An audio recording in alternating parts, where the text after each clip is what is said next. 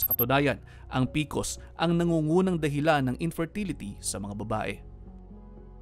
Kung minsan pag abnormal ang menstrual cycle natin, we tend to gain weight. So syempre, also fertility gets affected. So mahirap magka-baby or biglang nabubuntis dahil wrong timing. Ang problema, kung minsan there will be anovulatory cycles, nagre-regla yung babae, pero hindi siya nag-ovulate. Something's wrong with the hormones there.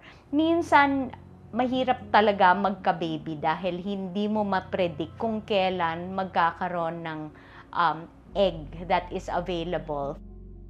Pero hindi naman ibig sabihin nito, hindi na mabubuntis ang mga babaeng may PCOS. Isa yan sa misconception na hindi mabubuntis pag may PCOS. So yung may PCOS, irregular lang ang mens, pero yung panahon na nagkakaroon ka ng mens, pwedeng mabuntis yung panahon na yun. The polycystic ovary syndrome has really an infertility part, but not absolute na pag may PCOS hindi na pwedeng manganak. So it's a common problem na mahirapan silang magbuntis. So that's why yung iba kailangan ng alaga, regular check-up para mabuntis.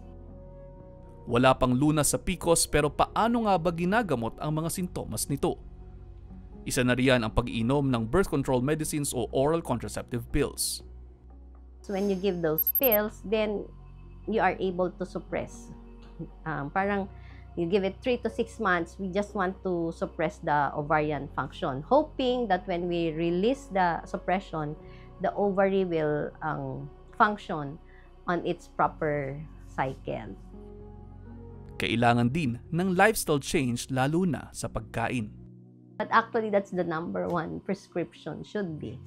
Ang supportive lang yung tablet para ma-achieve mo yung goals na yon. Pero dapat yun ang number one prescriptions. Ano-ano nga ba ang inire-recommend ng kainin sa mga may PCOS?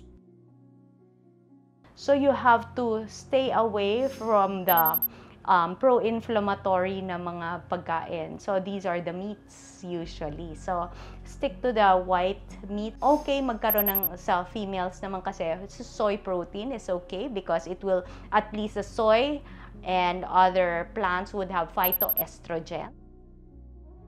Pagdating naman sa pag-eehersisyo, inirekomenda ang pagka-cardio at aerobic exercises. Pinapayuhan din ang mga PCOS patients na magkaroon ng resistance training 3 beses sa isang linggo. Sa ganitong paraan, bababa ang timbang at makakapag-build ng muscle na proteksyon sa sakit.